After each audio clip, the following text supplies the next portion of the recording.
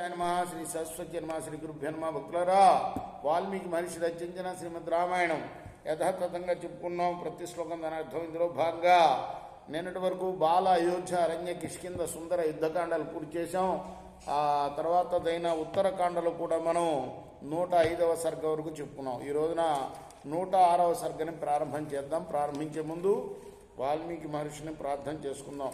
పూజంతం రామ రామేతి మధురం మధురాక్షరం ఆరుహ్య కవిదాశాఖా వందే వాల్మీకి కోకిలం అంజనానందనందీరం జానకీ శోకనాశనం కపీసమక్షాంతారాం వందే లంకాభయంకరం సదా నింబవృక్షస్య మూలాధివాసాత్ సుధాశ్రావిణం తిక్తమప్యప్రియంతం తరుం కల్పవృక్షాదికం సాధయంతం నమామీశ్వరం సద్గురుం సాయినాథం సమర్థ సద్గురు సాయినాథ మహారాజ్ కీ జై.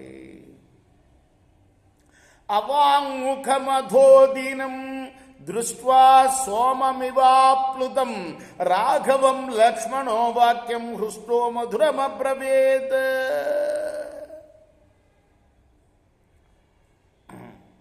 రాహుగ్రస్తుడైన చంద్రుడిలాగా ఉన్న రాముని చూచి లక్ష్మణుడు ఎంతో సంతోషంతో ఇలా అన్నాడు, నా సంతాపం మహాబాహో మదర్థం కర్తుమర్హసి పూర్వ నిర్మాణ బద్ధాహి కాలస్య గతిరీదృశి. నా కోసం నువ్వు బాధపడుతున్నావు అన్నయ్యా, అలా బాధపడకు. కాలగతి ఏ విధంగా ఉంటే ఆ విధంగా జరుగుతుందయ్యా. జహిమాం సౌమ్య విశ్రబ్ధం ప్రతిజ్ఞాం పరిపాలయ హీన ప్రతిజ్ఞా కాకుత్సా ప్రయాంతి నరకన్నరా. నువ్వు ఇచ్చిన మాట ప్రకారం నిస్సందేహంగా నన్ను చంపేసే. ప్రతిజ్ఞా పాలన చేయలేదనుకో నువ్వు నరకానికి పోతావు. నువ్వనే చెప్పట్లేదు, ప్రతిజ్ఞా పాలన చేయని వాళ్ళు నరకానికి పోతారని కదా శాస్త్రం అన్నయ్యా. కాబట్టి నన్ను చంపేసేవయ్యా. లక్ష్మణేన తథోక్తస్తు రామ ప్రచలితేంద్రియ మంత్రిణ సముపానీయ తథైవ చ పురోధస అబ్రవీత్య తథా వృత్తం తేషాం మధ్యే స రాఘవ దుర్వాసో అభిగమం చైవ ప్రతిజ్ఞాం తాపసస్య చ. ఆ తర్వాత రాముడు రాజు కదా, స్వతంత్రంగా ఈ నిర్ణయం తీసుకోకూడదు. రాజు మంత్రాంగం చేయాలి. మంత్రులను పిలిపించాడు. ఈ దుర్వాసన రాక్ గురించి, తన ప్రతిజ్ఞా భంగం గురించి ఇవన్నీ కూడా వాళ్ళకి వివరించి తశ్రుత్వా మంత్రిణ సర్వే సోపాధ్యాయ సమాస్త వశిష్ఠ మహాతేజ వాక్యవే తదువాచ. అందరూ కూర్చొని చర్చించారు. వశిష్ఠుడు అన్నాడు, దృష్టమేతన్మహాబాహో క్షయంతే రోమహర్షణం లక్ష్మణేన వియోగస్య తవ రామ మహాయశ.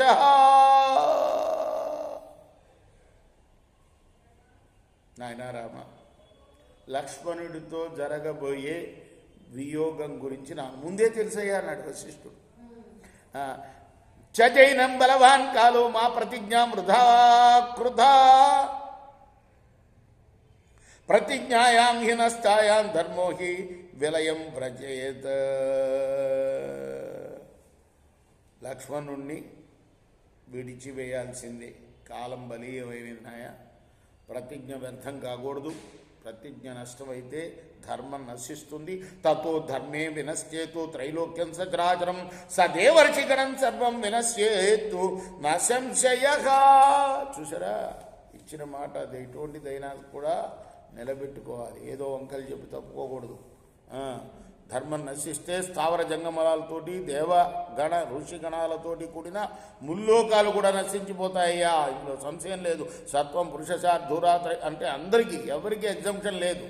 దేవతలకి లేదు, మానవులకి లేదు, ఎవ్వరికి లేదు. ఇచ్చిన మాట ప్రతివాడు నిలబెట్టుకోవాల్సిందే. సత్వం పురుషశార్థూల త్రైలోక్యస్యాభిపాలయనాత్ లక్ష్మణేన వినాచార్య జగస్వస్థం కురుష్వ. కాబట్టి నువ్వు రాజు అంటే సాక్షాత్తు భగవంతుడే కదా. కాబట్టి నువ్వు నిలబెట్టుకొని మాట లోకాలన్నీ స్వస్థంగా ఉండేటట్టుగా చేయవయ్యా. తేషాం తత్సమేతానాం వాక్యం ధర్మార్థ సంహితం శ్రుత్వా పరిషదో మధ్య రామో లక్ష్మణం. అంతే కదా, రాజే పాటించకపోతే ధర్మం ప్రజలెవరూ పాటించరు.